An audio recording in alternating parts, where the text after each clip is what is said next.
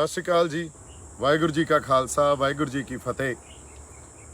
दो चार गल्लां संगत दे नाल रूबरू हो के करनियां सी ਜਿਹੜੀਆਂ बड़ियां ਜ਼ਰੂਰੀ आ, क्योंकि बड़े तरह के भरम ते भुलेखे पा दिते जाते आ। ਉਹ दो चार गल्लां है कि पहली गल ਜਿਹੜੀ मैं क्लीयर करनी आ ते बड़ी जरूरी आ यह गल क्लीयर करनी भी मैं अकाली दल या होर कोई भी पार्टी नहीं ज्वाइन कर रहा।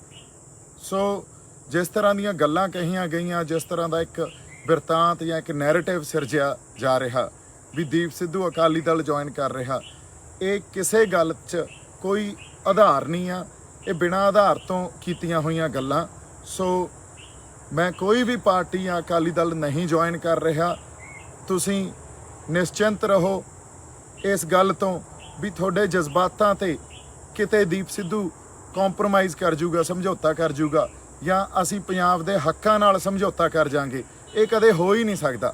सिद्धांतक लड़ाई लड़ रहे हैं आपां ते आपदे सिद्धांतां ते पंजाब दे हक्कां नाल कदे भी समझौता नहीं करांगे। दूजी गल जिहड़ी बहुत जरूरी है, एक पंजाब हरियाणा की लड़ाई विढ़ दित्ती गई आ भी दीप सिद्धू ने हरियाणा दे लई कुछ कहा। इस गल नूं मैं दोबारा फिर संबोधन कर दिना और इनू हिंदी च गल करदे आ ताकि साडे हरियाणे वाले जिहड़े भरा उन्हां दे भी गल समझ च आ जे। जदों 25 तरीक नूं ते 26 तरीक नूं नवंबर नूं जब 25 और 26 नवंबर हमने फैसला किया भी हम दिल्ली जाएंगे पंजाब और हरियाणा से, सो 25 नवंबर को जो इस आंदोलन का, हमारे संघर्ष का जो एक रूप रेखा तय करनी थी वो हरियाणा ने तय की। हरियाणा ने उस दिन बैरिकेड भी तोड़े, उस दिन वाटर कैनन्स को भी बंद किया और उखाड़ उखाड़ फेंका। तो एक संघर्ष का एक चेहरा और एक रूपरेखा जिसको तय किया गया, जो मिथी गई, वो हरियाणा ने मिथी। सो हरियाणा ने इस संघर्ष को शुरू किया और पंजाब ने दिल्ली जाने के लिए, और पंजाब ने 26 तारीख को उसी रूपरेखा को बरकरार रखा। सो हरियाणा और पंजाब तो कभी आपस में अलग हो ही नहीं सकते, और स्पेशली इस संघर्ष ने हरियाणा और पंजाब की जो कुछ दूरी थी उसको भी मिटा दिया और हमें एक कर दिया। हरियाणा के जो हमारे लोग हैं उनके ऊपर मुझे गर्व है, I am proud of them. और दूसरी बात, जब मैं जेल में बैठा था तो मुझे हरियाणा वालों ने ही संभाला, मेरे तो दोस्त बहुत हरियाणा में हैं। सो हरियाणा के अगेंस्ट तो मैं कभी कोई बात कर ही नहीं सकता क्योंकि वो भी हमारे ही हैं। पर जो मैं बात कर रहा था वो थी क्या थी, वो मैं पॉलिटिकल स्ट्रक्चर की या पॉलिटिकल स्ट्रगल की बात कर रहा था। पंजाब और हरियाणा के जो मसले हैं और समस्याएं हैं वो अलग अलग हैं, ये तो किसी अंधे को भी पता होगा। पंजाब आज अगर किसानी का संघर्ष अपना लड़ रहा है तो साथ में पंजाब के मसले, पंजाब अपनी भाषा का, जिन्हों माँ बोली पंजाबी कहने हैं, उसका भी संघर्ष लड़ता है। पंजाब अपने पानियों का भी संघर्ष लड़ता है। पंजाब, हमारे यहाँ से प्रवास इतना हो रहा है, अभी हमारे जो नौजवान हैं वो छोड़ कर अमेरिका, कनाडा, ऑस्ट्रेलिया जा रहे हैं, वो भी एक संघर्ष है हमारा। हमारा यहाँ जो कैंसर बेल्ट है, जिस तरह की फसलें हमें दे दी गई हैं, जो ग्रीन रेवोल्यूशन जब आया था तो वो भी एक हम संघर्ष लड़ रहे हैं। पंजाब के नौजवान जिनको बोला जा रहा था उड़ता पंजाब नशे में पड़ गए हैं, तो वो भी एक संघर्ष है। हमारा संघर्ष, हमारे जो फ़लसफ़े हैं, हमारा श्री गुरु ग्रंथ साहब की जिस तरह निरादर होता है, वो भी एक संघर्ष है। तो पंजाब की जो मसले हैं वो किसानी के साथ साथ और भी बड़े मसले हैं जो पंजाब के आज मौजूदा मसले बने हुए हैं और हरियाणा के अलग हैं। सो इस चीज़ को अगर समझिए तो जब कोई पॉलिटिकल स्ट्रगल होती है, जब हम सरकार के साथ लड़ते हैं, तो हरियाणा का संघर्ष हमेशा ही एक इंडियन सेंट्रिक होता है, क्योंकि उनका जो इतिहास है वो 1966 से शुरू हुआ है। उससे पहले तो हमारा एक कॉमन, एक साझा इतिहास है। हमारा पंजाब में इंडियन सेंट्रिक संघर्ष नहीं है, पंजाब में बड़ी तरह के संघर्ष लड़े गए हैं। पंजाब में अगर आप देखिए तो पंजाब में जिस तरह का हम संघर्ष पीसफुल लड़ रहे हैं ये भी लड़ा गया है। पंजाब में आर्म स्ट्रगल भी लड़ी गई है पंजाब में, और 1984 में जो सब कुछ हुआ वो भी हम सब ने विटनेस किया। सो इसलिए अगर मैं कोई स्ट्रगल की बात करूं और पॉलिटिकल स्ट्रगल की बात करूं तो पंजाब से जिस तरह सरकार डील करती है और हरियाणा से डील करती है वो कंप्लीटली डिफरेंट है। सो उसी संदर्भ में मैंने वो बात की थी, बल्कि इस चीज़ को किसी भी नेगेटिव वे में नहीं लिया जाना चाहिए। अगर किसी को भी मेरे कहे हुए लफ्ज़ या जो मैंने बोला उससे कोई कन्फ्यूजन पैदा हुई है या किसी के दिल में कोई ठेस पहुंची है, तो मैं अपने लफ्ज़ रीफ्रेज करता हूं, उनको दोबारा ये बोलता हूं भी हरियाणा हमारा भाई है। हरियाणा वालों ने जो संघर्ष का साथ दिया है, जिस तरह संघर्ष लड़ा है और जिस तरह हम हरियाणा में बैठे हैं वहाँ आप लोगों ने सेवा की है, वो बाकमाल है। आई am really proud of all of you. हमारी जो एक सांझ है, हमारा प्यार है, वो बड़ा ही उसको हमें और ज़्यादा परपक्व और गूढ़ा, इसको क्या बोलते हैं, गहरा करना है। सो इसलिए इस चीज़ को कम्प्लीटली इग्नोर किया जाए। मेरे जो लफ्ज़ थे, अगर किसी तरह भी आपके दिल में उसकी ठेस पहुंची है, तो I am really you know I apologize and I take it back. दूसरी बात, हुण एक ਬੱਬੂ ਮਾਨ ਤੇ ਮੇਰੀ ਕੋਈ ਜਿਹੜੀ ਪ੍ਰਤੀਕਿਰਿਆ ਸੀ ਤੇ ਉਹਨਾਂ ਤੇ ਜਿਹੜੀ ਮੈਂ ਗੱਲ ਕਹੀ ਉਹਨੂੰ ਕਿਵੇਂ ਲਿਆ ਗਿਆ। ਅਸੀਂ ਜਦੋਂ ਸੰਘਰਸ਼ ਲੜ ਰਹੇ ਹਾਂ ਤੇ ਪੰਜਾਬ ਦੀ ਖਾਤਰ ਤੁਰੇ ਹਾਂ, ਉੱਥੇ ਆਪਾਂ ਨਿੱਜੀ ਵੈਰ ਵਿਰੋਧਤਾ ਨਹੀਂ ਪਾਲ ਕੇ ਤੁਰੇ ਨਾ। ਇਹ ਤਾਂ ਬਹੁਤ ਛੋਟੀ ਗੱਲ ਹੁੰਦੀ ਆ, ਇਹ ਬੜੀ ਛੋਟੀ ਗੱਲ ਹੁੰਦੀ ਆ ਵੀ ਅਸੀਂ ਨਿੱਜੀ ਵੈਰ ਵਿਰੋਧ ਪਾਲ ਕੇ ਤੇ ਇੱਕ ਦੂਜੇ ਦੇ ਖਿਲਾਫ ਬਿਆਨਬਾਜ਼ੀ ਕਰਨ ਲੱਗ ਜਾਈਏ। ਨਹੀਂ, ਮੇਰਾ ਬੱਬੂ ਮਾਨ ਉਹਨਾਂ ਨਾਲ ਕੋਈ ਵੀ ਨਿੱਜੀ ਵੈਰ ਵਿਰੋਧ ਨਹੀਂ ਆ।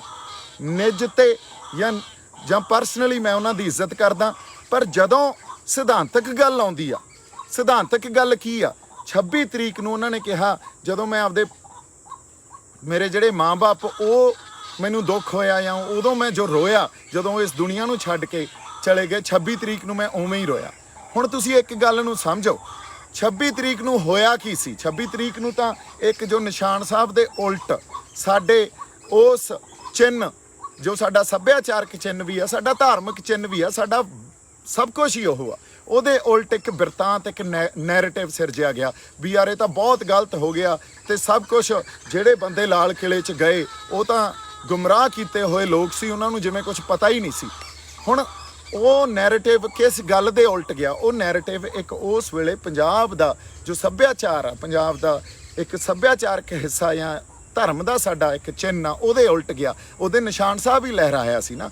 ਹੁਣ ਜਦੋਂ ਤੁਸੀਂ ਕੁਝ ਬਿਆਨ ਦਿੰਦੇ ਹੋ, ਲੋਕਾਂ ਨੂੰ ਇਹ ਨਹੀਂ ਪਤਾ ਹੁੰਦਾ ਤੁਹਾਡੇ ਮਨ 'ਚ ਕੀ ਆ, ਲੋਕਾਂ ਨੂੰ ਇਹ ਗੱਲ ਦਾ ਨਹੀਂ ਪਤਾ। ਲੋਕਾਂ ਨੇ ਤਾਂ ਤੁਹਾਡੇ ਬਿਆਨ ਨੂੰ ਸਮਝਣਾ ਹੁੰਦਾ, ਤੇ ਉਹਦੀ ਸਿੱਧੀ ਸਮਝ ਹੀ ਐਂ ਆਈ ਵੀ ਤੁਸੀਂ ਜੋ ਗੱਲ ਕਹੀ ਆ 26 ਤਰੀਕ ਨੂੰ ਜਿਹੜਾ ਨਿਸ਼ਾਨ ਸਾਹਿਬ ਚਲਾਇਆ ਗਿਆ, ਉਹਦੇ ਉਲਟ ਗੱਲ ਕਹੀ ਆ। ਕਿਉਂਕਿ ਇੱਕ ਗੱਲ ਅਸੀਂ ਯਾਦ ਰੱਖੀਏ ਹਮੇਸ਼ਾ, a man will always be judged through his conduct, his subsequent conduct and his posturing. ਇਹਦਾ ਮਤਲਬ ਕੀ ਆ? ਇਨਸਾਨ ਜਦੋਂ ਨਾ ਕੋਈ ਵੀ ਜੱਜ ਕੀਤਾ ਜਾਂਦਾ, ਉਹ ਉਹਦੇ ਵਿਹਾਰ ਤੋਂ, ਉਹਦੀਆਂ ਗੱਲਾਂ ਬਾਤਾਂ ਤੋਂ, ਉਹਦੇ ਬਿਆਨਾਂ ਤੋਂ, ਤੇ ਉਹਦਾ ਕਿਸ ਤਰ੍ਹਾਂ ਦਾ ਪੋਸਚਰ ਆ, ਕਿਸੇ ਘਟਨਾ ਨੂੰ ਲੈ ਕੇ ਪ੍ਰਤੀਕਿਰਿਆ ਕੀ ਆ, ਉਸ ਗੱਲ ਤੋਂ ਜੱਜ ਕੀਤਾ ਜਾਂਦਾ। ਸਾਨੂੰ ਨਹੀਂ ਪਤਾ ਤੁਹਾਡੇ ਮਨ 'ਚ ਕੀ ਪਿਆ ਸੀ, ਅਸੀਂ ਅੰਤਰਯਾਮੀ ਥੋੜ੍ਹੀ ਆ। ਫਿਰ ਜਦੋਂ 26 ਤਰੀਕ ਨੂੰ ਤੁਹਾਡਾ ਫਰਜ਼ ਬਣਦਾ ਸੀ ਸਿਧਾਂਤ ਤੇ ਖੜਨਾ, ਸਿਧਾਂਤ ਦੀ ਪਹਿਰਾਦਾਰੀ ਕਰਨੀ, ਉਦੋਂ ਤੁਸੀਂ ਕਨਫਿਊਜ਼ਡ ਸਟੇਟਮੈਂਟ ਦੇ ਰਹੇ ਹੋ ਤੇ ਫਿਰ ਉਹਨੂੰ ਕਲੈਰੀਫਾਈ ਕਰ ਰਹੇ ਹੋ ਵੀ ਨਹੀਂ ਜੀ ਮੈਂ ਆਹ ਨਹੀਂ ਕਿਹਾ ਸੀ, ਮੈਂ ਤਾਂ ਆਹ ਕਿਹਾ ਸੀ। ਸੋ ਸਿਧਾਂਤਕ ਜਿਹੜੀ ਲੜਾਈ ਆ ਨਾ, ਉੱਥੇ ਅੱਜ ਦੀਪ ਸਿੱਧੂ ਇਹ ਗੱਲ ਸੰਗਤ ਸਾਹਮਣੇ ਕਬੂਲਦਾ ਵੀ ਸਿਧਾਂਤ ਤੇ ਕਦੇ ਵੀ ਕੰਪਰੋਮਾਈਜ਼ ਨਹੀਂ ਕੀਤਾ ਜਾਊਗਾ। ਸਿਧਾਂਤ ਤੇ ਜਿਹੜੀ ਵਿਰੋਧਤਾ ਹੋਊਗੀ ਉਹ ਸਪਸ਼ਟ ਰੂਪ 'ਚ ਹੋਊਗੀ, ਚਾਹੇ ਕੋਈ ਵੀ ਹੋਵੇ। ਹਾਂ, ਪਰਸਨਲੀ ਮੇਰੀ ਕੋਈ ਲੜਾਈ ਨਹੀਂ ਆ, ਮੈਂ ਉਹਨਾਂ ਦੀ ਇੱਜ਼ਤ ਕਰਦਾ, ਪਰ ਸਿਧਾਂਤਕ ਤੌਰ ਤੇ ਆਪਦੀਆਂ ਜ਼ਮੀਰਾਂ ਨਹੀਂ ਮਾਰ ਸਕਦੇ। ਹਾਲਾਂਕਿ ਬੱਬੂ ਮਾਨ ਬਾਈ ਨੂੰ ਇਹ ਗੱਲ ਕਹਿਣੀ ਚਾਹੀਦੀ ਸੀ ਵੀ ਜਿਹੜਾ ਨਿਸ਼ਾਨ ਸਾਹਿਬ ਲਾਲ ਕਿਲੇ ਤੇ ਲਹਿਰਾਇਆ ਗਿਆ ਨਾ, ਉਹ ਕੁਛ ਗਲਤ ਨਹੀਂ ਹੋਇਆ।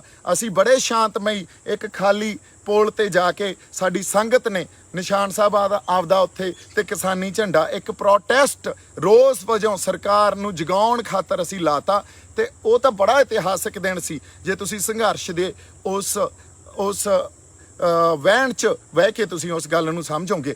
ਹੋਰ ਬੜੀ ਗੱਲ ਆ ਵੀ ਬੜੇ ਲੋਕ ਇਹ ਸੋਚਦੇ ਆ ਵੀ ਬੜਾ ਵੱਡਾ ਨੁਕਸਾਨ ਹੋ ਜਾਣਾ ਸੀ। ਨਹੀਂ, ਨੁਕਸਾਨ ਤਾਂ ਉਸ ਗੁਰੂ ਸਾਹਿਬ ਨੇ ਜਦੋਂ ਸਾਡੀ ਅੰਗ ਸੰਗ ਸਹਾਈ ਆ, ਸਾਨੂੰ ਉਸ ਨੁਕਸਾਨ ਤੋਂ ਤਾਂ ਬਚਾਇਆ ਨਾ। ਨਹੀਂ ਹੋਇਆ ਇਹਦਾ ਮਤਲਬ ਉਹ ਗੁਰੂ ਦੀ ਰਜ਼ਾ 'ਚ ਹੀ ਸਭ ਕੁਝ ਚੱਲ ਰਿਹਾ ਸੀ। ਨੁਕਸਾਨ ਤਾਂ ਬਹੁਤ ਹੋਰ, ਅਸੀਂ ਜਿਸ ਤਰ੍ਹਾਂ 26 ਨਵੰਬਰ ਨੂੰ ਗਏ ਸੀ, ਫਿਰ 26 ਜਨਵਰੀ ਤੱਕ ਉੱਥੇ ਬੈਠੇ ਸੀ, ਕਦੇ ਵੀ ਹੋ ਸਕਦਾ ਸੀ ਸਾਡਾ। ਸੋ ਜੇ ਸਾਡੇ ਗੁਰੂ ਅੰਗ ਸੰਗ ਸਹਾਈ ਆ ਸਾਡਾ, ਤੇ ਅਸੀਂ ਆਪਦੇ ਜਿਹੜੇ ਸਿਧਾਂਤ ਤੇ ਪਹਿਰਾ ਹੀ ਨਾ ਦਈਏ ਤੇ ਸਿਧਾਂਤ ਤੇ ਸਪਸ਼ਟਤਾ ਨਾ ਰੱਖੀਏ ਤੇ ਅਸੀਂ ਜੇ ਕੋਈ ਆਪਦੀ ਭਾਸ਼ਾ ਜਾਂ ਬਿਆਨਬਾਜ਼ੀ ਇਹੋ ਜਿਹੀ ਕਰੀਏ ਉਹਦਾ ਕੋਈ ਵੀ ਮਤਲਬ ਨਿਕਲ ਸਕਦਾ। ਤੇ 26 ਤਰੀਕ ਨੂੰ ਉਹਦਾ ਜੋ ਮਤਲਬ ਨਿਕਲਿਆ ਉਹ ਤੁਹਾਨੂੰ ਵੀ ਪਤਾ ਤੇ ਤੁਹਾਨੂੰ ਮੁੜ ਕੇ ਆ ਕੇ ਉਹਦੇ ਤੇ ਸਫਾਈ ਦੇਣੀ ਪਈ। ਇਹਦਾ ਮਤਲਬ ਕੀ ਸੀ? ਇਹਦਾ ਮਤਲਬ ਇਹੀ ਸੀ ਤੁਹਾਡੇ ਬਿਆਨ ਨੇ 26 ਤਰੀਕ ਨੂੰ ਜੋ ਇੱਕ ਨੈਰੇਟਿਵ ਸਿਰਜਿਆ ਗਿਆ ਸੀ ਵੀ ਨਿਸ਼ਾਨ ਸਾਹਿਬ ਲਾ ਕੇ ਤੇ ਕਿਸਾਨੀ ਝੰਡਾ ਲਾ ਕੇ ਇਹ ਤਾਂ ਯਾਰ ਸੰਘਰਸ਼ ਨੂੰ ਢਾਹ ਲੱਗ ਗਈ, ਉਹਨੂੰ ਹੀ ਹੈਲਪ ਕੀਤੀ ਆ, ਨਾ ਕਿ ਸਿਧਾਂਤ ਤੇ ਤੁਸੀਂ ਪਹਿਰਾ ਦਿੱਤਾ। ਸੋ ਇਸ ਕਰਕੇ ਸਿਧਾਂਤਕ ਵਖਰੇਵਾਂ, ਸਿਧਾਂਤ ਤੇ ਜਦੋਂ ਵੀ ਕਿਤੇ ਗੱਲ ਆਊਗੀ ਦੇ ਜੇ ਕਿਤੇ ਸਾਡੇ 'ਚ ਉੱਥੇ ਵਖਰੇਵੇਂ ਆ ਤੇ ਸਿਧਾਂਤ ਕੀ ਆ? ਸਿਧਾਂਤ ਸਾਡਾ ਨਿਸ਼ਾਨ ਸਾਹਿਬ ਦਾ ਸਿਧਾਂਤ ਆ, ਸਰਬੱਤ ਦੇ ਭਲੇ ਦਾ ਸਿਧਾਂਤ ਆ, ਉਸ ਚਿੰਨ੍ਹ ਦਾ ਸਿਧਾਂਤ ਆ ਜਿਹਦੇ ਅਧੀਨ ਸਾਨੂੰ ਮਲਕੀਅਤ ਮਿਲੀ ਆ, ਸਾਨੂੰ ਜ਼ਮੀਨਾਂ ਮਿਲੀਆਂ, ਅਸੀਂ ਸਰਦਾਰ ਬਣੇ ਆ, ਅਸੀਂ ਜ਼ਮੀਨਾਂ ਦੇ ਮਾਲਕ ਬਣੇ ਆ।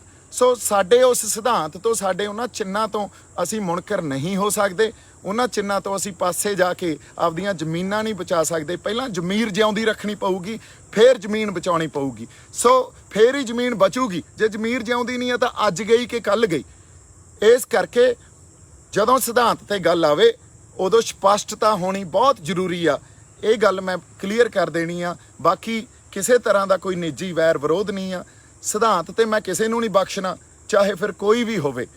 ਇਸ ਕਰਕੇ ਇਸ ਗੱਲ ਨੂੰ ਕਿਸੇ ਨਿੱਜ ਦੇ ਥਰੂ ਨਾ ਦੇਖਿਆ ਜਾਵੇ। ਇਹ ਗੱਲ ਇੱਕ ਵੱਡੇ ਪਰਪਸ 'ਚ ਕਹੀ ਹੋਈ ਗੱਲ ਸੀ। ਅਗਲੀ ਗੱਲ ਜਿਹੜੀ ਬਾਬਾ ਢੱਡਰੀਆਂ ਵਾਲੇ ਆ ਉਹਨਾਂ ਬਾਰੇ ਗੱਲ ਕਹੀ ਸੀ, ਉਹਨਾਂ ਨੂੰ ਮੈਂ ਇੱਕ ਹੋਰ ਬੇਨਤੀ ਕਰਦਾ ਵੀ ਤੁਸੀਂ ਸਿੱਖ ਪ੍ਰਚਾਰਕ ਹੋ, ਤੁਹਾਡੇ ਨਾਲ ਆਰਗਿਊ ਕਰਦਾ ਤਾਂ ਮੈਂ ਸੋਭਦਾ ਹੀ ਨਹੀਂ। ਤੁਹਾਨੂੰ ਤਾਂ ਬੜਾ ਪਤਾ ਹੋਣਾ ਚਾਹੀਦਾ ਸੀ। ਤੁਸੀਂ ਜਿਹੜੀ ਅਧਿਆਤਮ ਨੂੰ ਮਨੁੱਖੀ ਬੁੱਧੀ ਦੇ ਥਰੂ ਐਕਸਪਲੇਨ ਕਰਦੇ ਹੋ ਨਾ, ਤੁਹਾਡੇ ਬਹੁਤ ਵੀਡੀਓਜ਼ ਪਈਆਂ, ਤੁਸੀਂ ਪਲੀਜ਼ ਆਪ ਜਾ ਕੇ ਦੇਖੋ।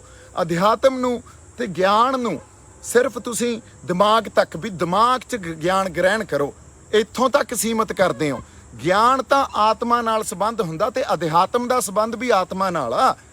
ਸੋ ਇਸ ਕਰਕੇ ਤੁਸੀਂ ਜਿਸ ਤਰ੍ਹਾਂ ਵੀ ਗੁਰੂ ਜਿਹੜਾ ਤੇ ਗਿਆਨ ਕੀ ਆ, ਇੱਕ ਜਿਹੜਾ ਅਸੀਂ ਅੱਜ ਪੂਜੀ ਜਾਂਦੇ ਆ ਜਿਹਨੂੰ, ਉਹ ਤਾਂ ਜ਼ਰੀਆ, ਤੇ ਗਿਆਨ ਗੁਰੂ ਆ। ਤੇ ਗਿਆਨ ਨੂੰ ਤਾਂ ਇੱਥੇ ਦਿਮਾਗ 'ਚ ਅਸੀਂ ਸਮਝਣਾ ਹੁੰਦਾ ਨਹੀਂ। ਅਧਿਆਤਮ ਦੀਆਂ ਗੱਲਾਂ ਜਿਹੜੀਆਂ ਉਹ ਬੜੀਆਂ ਵੱਖਰੀਆਂ ਹੁੰਦੀਆਂ। ਅਧਿਆਤਮ ਦੀਆਂ ਗੱਲਾਂ ਵਿਆਖਿਆ ਤੋਂ ਵੀ ਪਰਾਂ ਦੀਆਂ ਹੁੰਦੀਆਂ। ਉਹ ਤਾਂ ਰੂਹਾਂ ਦੇ ਰਿਸ਼ਤੇ ਆ ਤੇ ਰੂਹਾਂ ਦੀ ਗੱਲ ਅਸੀਂ ਦਿਮਾਗ ਤੱਕ ਨਹੀਂ ਸੀਮਤ ਕਰ ਸਕਦੇ, ਮਨੁੱਖੀ ਬੁੱਧੀ ਤੱਕ ਸੀਮਤ ਨਹੀਂ ਕਰ ਸਕਦੇ। ਤੁਹਾਨੂੰ ਇਹਨਾਂ ਗੱਲਾਂ ਬਾਰੇ ਜ਼ਿਆਦਾ ਪਤਾ। ਸੋ ਇਸੇ ਕਰਕੇ ਜੇ ਮੈਂ ਤੁਹਾਡੇ ਨਾਲ ਇਹ ਗੱਲ ਕਰ ਰਿਹਾ ਤਾਂ ਮੈਂ ਦੁਬਾਰਾ ਕਹਿਣਾ ਵੀ ਮੈਂ ਤੁਹਾਡੇ ਨਾਲ ਆਰਗਿਊ ਕਰਦਾ ਸੋਭਦਾ ਨਹੀਂ। ਇੱਕ ਨਾ ਤੁਸੀਂ ਸਰਕਾਰ ਦੀਆਂ ਐਨਕਾਂ ਲਾ ਕੇ ਪਾਸੇ ਰੱਖੋ। ਸਰਕਾਰ ਜਿਵੇਂ ਗੱਲਾਂ ਨੂੰ ਦੇਖਦੀ ਆ ਜਾਂ ਡਿਫਾਈਨ ਕਰਦੀ ਆ, ਉਸ ਤਰ੍ਹਾਂ ਤੁਸੀਂ ਗੁਰੂ ਨੂੰ ਤੇ ਗਿਆਨ ਨੂੰ ਡਿਫਾਈਨ ਨਾ ਕਰੋ। ਜਾਂ ਜਿਵੇਂ ਤੁਸੀਂ ਕਿਹਾ ਵੀ ਇਹ ਗਰਮ ਖਿਆਲੀਏ, ਨਹੀਂ, ਮੈਂ ਤੁਹਾਨੂੰ ਬਾਬਾ ਜੀ ਗੱਲ ਇਹ ਕਹਿਣਾ, ਬੇਨਤੀ ਕਰਦਾ ਵੀ ਗਰਮ ਖਿਆਲੀ ਕੁਛ ਨਹੀਂ ਹੁੰਦਾ, ਨਰਮ ਖਿਆਲੀ ਵੀ ਕੁਛ ਨਹੀਂ ਹੁੰਦਾ। ਕਈ ਬੰਦਿਆਂ ਨੇ ਸਾਰੀ ਉਮਰ ਸੋਟੀ ਨਹੀਂ ਕਿਸੇ ਦੇ ਮਾਰੀ ਹੁੰਦੀ, ਉਹ ਬੜੇ ਵੱਡੇ ਯੋਧੇ ਬਣ ਜਾਂਦੇ ਆ, ਹਨਾ। ਉਹ ਸਰਕਮਸਟੈਂਸਸ ਕੀ ਆ, ਸਿਚੁਏਸ਼ਨ ਕੀ ਆ, ਉਹਨਾਂ ਦਾ ਪ੍ਰੇਰਨਾ ਦਾ ਸਰੋਤ ਕੀ ਆ, ਇਹ ਗੱਲ ਡਿਸਾਈਡ ਕਰਦੀ ਆ ਵੀ ਉਸ ਵੇਲੇ ਉਹ ਗਰਮ ਖਿਆਲੀ ਆ ਕਿ ਨਰਮ ਖਿਆਲੀ ਆ। ਸੋ ਇਹ ਤਾਂ ਸਰਕਾਰ ਦੀਆਂ ਬਣਾਈਆਂ ਹੋਈਆਂ, ਇਹ ਕੰਪਾਰਟਮੈਂਟਲਾਈਜੇਸ਼ਨ ਕੀਤੀ ਹੋਈ ਆ ਸਰਕਾਰ ਦੀ, ਜਾਂ ਜਿਹੜਾ ਸਟੇਟ ਆ ਇਹ ਉਹਨਾਂ ਦੀ ਕੰਪਾਰਟਮੈਂਟਲਾਈਜੇਸ਼ਨ ਜਾਂ ਉਹਨਾਂ ਦੀ ਬਾਈਨਰੀਜ਼ ਦੀਆਂ ਧਿਰਾਂ ਕ੍ਰੀਏਟ ਕੀਤੀਆਂ ਹੋਈਆਂ ਵੀ ਆਹ ਫਲਾਨਾ ਨਰਮ ਖਿਆਲੀ ਆ ਤੇ ਆਹ ਗਰਮ ਖਿਆਲੀ ਆ। ਅਦਰਵਾਈਜ਼ ਸਰਕਮਸਟੈਂਸਸ ਡਿਸਾਈਡ ਕਰਦੇ ਆ ਬੰਦੇ ਦਾ ਬਿਹੇਵੀਅਰ ਕੀ ਆ ਤੇ ਉਸ ਬਿਹੇਵੀਅਰ ਦੇ ਨਾਲ ਤੁਸੀਂ ਐਕਸ਼ਨ ਕੀ ਲੈ ਰਹੇ ਹੋ। ਸੋ ਮੇਰੀ ਬੇਨਤੀ ਇੰਨੀ ਆ, ਜਿਸ ਤਰ੍ਹਾਂ ਤੁਸੀਂ ਆ ਨਵੇਂ ਗਿਆਨ ਵਿਗਿਆਨ ਜਾਂ ਮਾਡਰਨ ਐਜੂਕੇਸ਼ਨ ਦੇ ਥਰੂ ਅਧਿਆਤਮ ਨੂੰ, ਗੁਰੂ ਨੂੰ ਤੇ ਗਿਆਨ ਨੂੰ ਡਿਫਾਈਨ ਕਰਦੇ ਹੋ, ਇਹਦੇ ਬਾਰੇ ਤੁਹਾਨੂੰ ਇੱਕ ਵਾਰੀ ਦੁਬਾਰਾ ਆਪ ਸੋਚਣਾ ਚਾਹੀਦਾ ਜੀ। ਤੀਜੀ ਗੱਲ ਜਿਹੜੀ ਬੜੀ ਜ਼ਰੂਰੀ ਹੈ, ਇੱਕ ਹੋਰ ਗੱਲ ਆਪਣੀ ਕਰਨੀ ਆ ਵੀ ਅੱਜ ਤੱਕ ਮੈਂ ਇਹ ਕਹਿੰਦਾ ਆ ਰਿਹਾ, ਸੰਘਰਸ਼ ਸਾਡਾ ਸਾਂਝਾ, ਅਸੀਂ ਇਕੱਠੇ ਹੋ ਕੇ ਲੜੀਏ। ਚਲੋ ਪੁਰਾਣੀਆਂ ਗੱਲਾਂ ਜੋ ਹੋ ਗਈਆਂ ਉਹਦੇ ਤੇ ਮਿੱਟੀ ਪਾਈਏ, ਇਕੱਠੇ ਹੋ ਕੇ ਲੜੀਏ, ਏਕੇ 'ਚ ਰਹਿ ਕੇ ਲੜੀਏ। ਤੁਸੀਂ ਵੇਖੋ ਡਿਬਡਬਾ ਸਾਹਿਬ, ਨਵਰੀਤ ਨੇ ਆਪਦੀ ਜਾਨ ਵਾਰ ਗਿਆ, ਉਹ ਡਿਬਡਬਾ ਸਾਹਿਬ ਵੀ ਉੱਥੋਂ ਸੰਘਰਸ਼ ਤੋਂ ਉਹਨਾਂ ਦਾ ਦਿਲ ਟੁੱਟਿਆ। ਉਹ ਮੈਨੂੰ ਐਂ ਲੱਗਦਾ, ਇਹ ਮੇਰੀ ਅੰਡਰਸਟੈਂਡਿੰਗ ਆ, ਹੋ ਸਕਦਾ ਮੈਂ ਗਲਤ ਵੀ ਹੋਵਾਂ, ਪਰ ਉਹ ਸੰਘਰਸ਼ ਤੋਂ ਪਾਸੇ ਹੋ ਗਏ ਜਾਂ ਕੀਤੇ ਗਏ। ਜਿਹੜੇ ਬੰਦੇ ਜਿਨ੍ਹਾਂ ਦੇ ਪਰਿਵਾਰ ਜਾਨ ਮਾਰ ਗਏ, ਆਪਦੀ ਵਾਰ ਗਏ ਸੰਘਰਸ਼ ਤੋਂ, ਜਿਨ੍ਹਾਂ ਨੇ ਕੁਰਬਾਨੀਆਂ ਕਰਤੀਆਂ, ਅਸੀਂ ਉਹਨਾਂ ਨੂੰ ਕਿਵੇਂ ਦਰਕਿਨਾਰ ਕਰ ਸਕਦੇ ਹਾਂ? ਸੋ ਏਕੇ 'ਚ ਰਹਿ ਕੇ ਇਕੱਠੇ ਹੋ ਕੇ ਅਸੀਂ ਸੰਘਰਸ਼ ਲੜੀਏ। ਅੱਜ ਸਾਡੇ ਕਿਸੇ ਬੰਦੇ ਤੇ ਅੱਜ ਮੈਂ ਜਿਵੇਂ ਲੱਖੇ ਦੇ ਘਰੇ ਜਾ ਕੇ ਮਾਤਾ ਨੂੰ ਤੇ ਬਾਪੂ ਜੀ ਨੂੰ ਮਿਲ ਕੇ ਆਇਆ, ਸਿਰਫ ਪਰਿਵਾਰ ਨੂੰ ਇੱਕੋ ਹੀ ਗੱਲ ਕਹਿ ਕੇ ਆਇਆ ਵੀ ਅਸੀਂ ਐਜ਼ ਆ ਫੈਮਿਲੀ ਤੁਹਾਡੇ ਨਾਲ ਆ ਜੀ। ਇਹ ਗੱਲਾਂ ਆਪਾਂ ਨੂੰ ਨਜਿੱਠਣੀਆਂ ਪੈਣੀਆਂ, ਇਕੱਠੇ ਰਲ ਮਿਲ ਕੇ ਨਜਿੱਠਣੀਆਂ ਪੈਣੀਆਂ। ਸੋ ਕੋਈ ਗੱਲ ਨਹੀਂ, ਜੇ ਕੱਲ ਨੂੰ ਕੋਈ ਭੀੜ ਪੈਂਦੀ ਆ ਤਾਂ ਮੈਂ ਸਿਰਫ ਇੱਕ ਫੋਨ ਕਾਲ ਅਵੇ ਆ, ਤੇ ਤੁਸੀਂ ਜਦੋਂ ਵੀ ਮੇਰੇ ਨਾਲ ਕਿਸੇ ਵੀ ਤਰ੍ਹਾਂ ਗੱਲ ਕਰ ਸਕਦੇ ਹੋ। ਤੇ ਬਾਕੀ ਮੈਂ ਉਹ ਸਾਰੇ ਪ੍ਰੋਸੈਸ ਚੋਂ ਲੰਘਿਆ ਆ। ਹਜੇ ਲੱਖੇ ਨੇ ਫੇਸ ਕਰਨਾ, ਜਾਂ ਤਾਂ ਬਾਹਰੋਂ-ਬਾਹਰ ਗੱਲ ਨਿਬੜਦੀ ਆ ਤਾਂ ਬਾਹਲੀ ਵਧੀਆ ਗੱਲ ਆ। ਪਰਮਾਤਮਾ ਅਕਾਲ ਪੁਰਖ ਵਾਹਿਗੁਰੂ ਜਿਹੜਾ ਉਹ ਮਿਹਰ ਕਰਦੇ, ਜੇ ਨਹੀਂ ਨਿਬੜਦੀ ਤਾਂ ਆਪਾਂ ਨਾਲ ਖੜੇ ਆ। ਸੋ 3-4 ਜਿਹੜੀਆਂ ਗੱਲਾਂ ਆਪਣੀਆਂ ਕਰਨੀਆਂ ਬੜੀਆਂ ਜ਼ਰੂਰੀ ਸੀ। ਇੱਕ ਤਾਂ ਮੈਂ ਕੋਈ ਪਾਰਟੀ ਨਹੀਂ ਜੁਆਇਨ ਕਰ ਰਿਹਾ, ਦੂਜਾ ਹਰਿਆਣੇ ਤੇ ਪੰਜਾਬ 'ਚ ਬਹੁਤ ਗੂੜੀ ਸਾਂਝ ਆ, ਤੇ ਉਸ ਸਾਂਝ ਨੂੰ ਅਸੀਂ ਹੋਰ ਗੂੜਾ ਕਰਨਾ। ਅਸੀਂ ਇੱਕ ਦੂਜੇ ਦੇ ਪੂਰਕ ਆ, ਇੱਕ ਦੂਜੇ ਤੋਂ ਵੱਖ ਨਹੀਂ ਹੋ ਸਕਦੇ ਕਦੇ ਵੀ। ਤੇ ਸਾਨੂੰ ਹਰਿਆਣੇ ਵਾਲੇ ਬਾਈਆਂ ਤੇ ਸਾਡਿਆਂ ਤੇ ਮਾਣ ਆ ਤੇ ਹਮੇਸ਼ਾ ਹੀ ਰਹੂਗਾ। ਤੀਜਾ, ਬੱਬੂ ਮਾਨ ਨਾਲ ਮੇਰਾ ਕੋਈ ਨਿੱਜੀ ਵੈਰ ਵਿਰੋਧ ਨਹੀਂ ਆ, ਉਹ ਗੱਲ ਸਿਧਾਂਤਕ ਆ, ਗੱਲ ਜ਼ਮੀਰਾਂ ਦੀ ਆ। ਉਹ ਜਦੋਂ ਬਿਆਨ ਦੇਣ ਤਾਂ ਉਹ ਡਟ ਕੇ ਸਪਸ਼ਟ ਰੂਪ 'ਚ ਬਿਆਨ ਦੇਣ। ਤੁਸੀਂ ਆਪ ਇਸ ਗੱਲ ਦਾ ਫੈਸਲਾ ਕਰ ਸਕਦੇ ਹੋ ਜੇ ਮੈਂ ਕੋਈ ਗਲਤ ਗੱਲ ਕਹੀ ਹੋਵੇ। ਚੌਥੀ, ਜਿਹੜੇ ਢੱਡਰੀਆਂ ਵਾਲੇ ਬਾਬੇ ਆ, ਉਹਨਾਂ ਨੇ ਜਿਸ ਤਰ੍ਹਾਂ ਧਰਮ ਨੂੰ, ਜਿਸ ਤਰ੍ਹਾਂ ਗੁਰੂ ਨੂੰ, ਗਿਆਨ ਨੂੰ, ਅਧਿਆਤਮ ਨੂੰ ਡਿਫਾਈਨ ਕੀਤਾ, ਉਹ ਇੱਕ ਨਵੇਂ ਗਿਆਨ ਵਿਗਿਆਨ ਤੇ ਇੱਕ ਮਾਡਰਨ ਜਿਹੜੀ ਇਹ ਐਜੂਕੇਸ਼ਨ ਚੱਲ ਰਹੀ ਆ ਉਸ ਆਧਾਰ ਤੇ ਡਿਫਾਈਨ ਕਰੀ ਜਾਂਦੇ ਆ। ਪਰ ਇਹ ਗੱਲਾਂ ਜਿਹੜੀਆਂ, ਇਹ ਰਮਜ਼ਾਂ ਜਿਹੜੀਆਂ, ਇਹਨਾਂ ਨੂੰ ਸਮਝਣ ਵਾਸਤੇ ਮੈਨੂੰ ਐਂ ਲੱਗਦਾ ਵੀ ਉਹ ਵਾਕਈ ਕੋਈ ਬ੍ਰਹਮ ਗਿਆਨੀ ਹੀ ਵਿਆਖਿਆ ਕਰ ਸਕਦਾ, ਸਾਡੇ ਕਿੱਥੇ ਵੱਸ ਦੀ ਗੱਲ ਆ। ਸੋ ਉਹਨਾਂ ਨੂੰ ਮੈਂ ਇੱਕ ਵਾਰੀ ਇਹ ਵੀ ਗੱਲ ਕਹਿਣਾ ਵੀ ਬੜੇ ਸੰਗਤ ਦੇ ਮਨਾਂ 'ਚ ਜਦੋਂ ਤੁਸੀਂ ਇਹੋ ਜਿਹੀਆਂ ਗੱਲਾਂ ਕਰਦੇ ਹੋ ਉਦੋਂ ਦੁੱਖ ਹੁੰਦਾ, ਪਰ ਕੋਈ ਕਹਿੰਦਾ ਨਹੀਂ। ਤੇ ਮੈਂ ਆ ਕੇ ਇਹ ਗੱਲਾਂ ਛੇੜ ਲੀਆਂ। ਇਸ ਲਈ ਮੈਨੂੰ ਬਹੁਤ ਬੰਦੇ ਇਹ ਵੀ ਕਹਿ ਰਹੇ ਆ ਵੀ ਬਾਈ ਇੰਨੇ ਫਰੰਟ ਇੱਕੋ ਵਾਰੀ ਖੋਲ੍ਹਤੇ ਯਾਰ। ਬਾਈ ਜੀ, ਜਦੋਂ ਸਿਧਾਂਤ ਤੇ ਗੱਲ ਆਊਗੀ ਉਦੋਂ ਚਾਹੇ 15-20-100 ਫਰੰਟ ਕਿਹੜਾ ਨਾ ਇਕੱਠੇ ਖੁੱਲ੍ਹ ਜਾਣ, ਉਦੋਂ ਸਰਕਾਰ ਨਾਲ ਵੀ ਲੜਾਂਗੇ ਤੇ ਉਹਨਾਂ ਬੰਦਿਆਂ ਨਾਲ ਵੀ ਲੜਾਂਗੇ ਜਿਹੜੇ ਬੰਦੇ ਸਿਧਾਂਤ ਤੇ ਪਹਿਰਾ ਨਹੀਂ ਦਿੰਦੇ। ਸੋ ਸਿਧਾਂਤਕ ਵਿਰੋਧਤਾ ਜਾਰੀ ਰਹੂਗੀ, ਸਪਸ਼ਟ ਤੇ ਖੁੱਲ੍ਹੇ ਰੂਪ 'ਚ ਜਾਰੀ ਰਹੂਗੀ।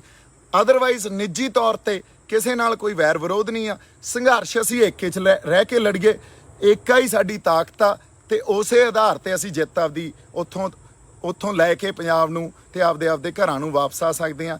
ਇੰਨੀਆਂ ਕੁ ਗੱਲਾਂ ਮੈਂ ਤੁਹਾਡੇ ਨਾਲ ਕਰਨੀਆਂ ਸੀ। ਬਾਕੀ ਜਿਹੜੇ ਸਾਡੇ ਸਿੰਗਰ ਭਰਾਵਾਂ ਨੇ ਸਾਥ ਦਿੱਤਾ, ਉਹਨਾਂ ਦੇ ਨਾਲ ਤਾਂ ਹਮੇਸ਼ਾ ਹੀ ਖੜੇ ਆ।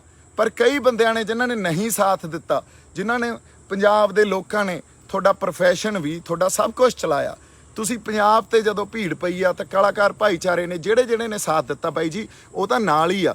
ਜਿਨ੍ਹਾਂ ਨੇ ਨਹੀਂ ਦਿੱਤਾ ਉਹਨਾਂ ਨੂੰ ਫਿਰ ਆਪ ਸੋਚ ਲੈਣੀ ਚਾਹੀਦੀ ਆ ਗੱਲ। ਪਰ ਜੇ ਮੈਂ ਫਿਰ ਵੀ ਕਿਸੇ ਟੋਟੈਲਿਟੀ 'ਚ ਮੇਰੇ ਤੋਂ ਇਹ ਗੱਲ ਹੋ ਗਈ ਹੋਵੇ ਵੀ ਸਾਡੇ ਸਿੰਗਰ ਵੀ ਨਾਲ ਨਹੀਂ ਆ, ਨਹੀਂ, ਉਹ ਵੀ ਮੈਂ ਗੱਲ ਨੂੰ ਦੁਬਾਰਾ ਰੀਫਰੇਜ਼ ਕਰਦਾ। ਉਹ ਜਿਹੜੀ ਉਹਦਾ ਮਕਸਦ ਇਹੀ ਸੀ ਵੀ ਜਦੋਂ ਲੋੜ ਪੈਂਦੀ ਆ, 26 ਤਰੀਕ ਨੂੰ ਲੋੜ ਸੀ ਬਾਈ। 26 ਤਰੀਕ ਨੂੰ ਲੋੜ ਕਿਉਂ ਸੀ ਤੁਸੀਂ ਇਹ ਵੇਖੋ। ਉਸ ਵੇਲੇ ਸਰਕਾਰ ਨੇ ਇੱਕ ਨੈਰੇਟਿਵ ਚਲਾਇਆ। ਉਹ ਨੈਰੇਟਿਵ ਕੀ ਸੀ? ਨਿਸ਼ਾਨ ਸਾਹਿਬ ਨੂੰ ਉੱਥੋਂ, ਜਾਂ ਇੱਕ ਸਾਡੇ ਫਲਸਫੇ ਨੂੰ, ਸਿੱਖ ਫਲਸਫੇ ਨੂੰ, ਕੌਮ ਦੇ ਫਲਸਫੇ ਨੂੰ ਉੱਥੋਂ ਗਾਇਬ ਹੀ ਕਰ ਦੇਣਾ। ਇੱਕ ਵਾਰੀ ਤਾਂ ਇਸ ਨੈਰੇਟਿਵ 'ਚ ਸਾਡੀ ਲੀਡਰਸ਼ਿਪ ਵੀ ਆਈ, ਉਹਨਾਂ ਨੇ ਸਾਥ ਦਿੱਤਾ। ਹੁਣ ਉਦੋਂ ਤਾਂ ਉੱਥੇ ਹੋ ਸਕਦਾ ਸਾਡੇ ਬੰਦੇ ਆਈਸੋਲੇਟ ਹੋ ਗਏ ਹੁਣ, ਨਿਸ਼ਾਨ ਸਾਹਿਬ ਵੀ ਘਟ ਗਏ ਹੁਣ, ਤੇ ਅਸੀਂ ਦੇਖਿਆ ਵੀ ਉੱਥੇ ਨਿਸ਼ਾਨ ਸਾਹਿਬ ਸੰਸਕਾਰ ਵੀ ਹੋਏ ਉਸੇ ਡਰ 'ਚੋਂ, ਜਿਹੜਾ ਡਰ ਮਾਨਸਿਕਤਾ 'ਚ ਪਾਤਾ। ਪਰ ਲੌਂਗ ਰਨ 'ਚ ਤੁਸੀਂ ਦੇਖੋਗੇ ਤਾਂ ਲੌਂਗ ਰਨ 'ਚ ਅੱਜ ਸਾਡੀ ਲੀਡਰਸ਼ਿਪ ਨੂੰ ਚਿੱਠੀਆਂ ਲਿਖਣੀਆਂ ਪੈ ਰਹੀਆਂ, ਅਗਲੇ ਤਾਂ ਮੀਟਿੰਗ ਲਈ ਨਹੀਂ ਸਾਨੂੰ ਬੁਲਾ ਰਹੇ। ਸੋ ਤੁਸੀਂ ਗੱਲਾਂ ਨੂੰ ਜੇ ਆਪਾਂ ਸਮਝਾਂਗੇ ਨਹੀਂ, ਗੱਲਾਂ ਨੂੰ ਵਿਚਾਰਾਂਗੇ ਨਹੀਂ, ਤੇ ਅਸੀਂ ਗੱਲਾਂ ਨੂੰ ਜਦੋਂ ਇੱਕ ਉਸ ਕਟਹਿਰੇ 'ਚ ਪਾ ਕੇ ਨਹੀਂ ਦੇਖਾਂਗੇ ਜਿਹੜਾ ਵਿਵੇਕ ਸਾਨੂੰ ਗੁਰੂ ਸਾਹਿਬ ਨੇ ਦਿੱਤਾ, ਫਿਰ ਸਾਡੇ ਪੱਲੇ ਕੁਛ ਨਹੀਂ ਪੈਣਾ। ਫਿਰ ਆਈਂ ਤੁਰਦੇ ਫਿਰਦੇ ਅਸੀਂ ਟਾਈਮ ਹੀ ਪਾਸ ਕਰਾਂਗੇ।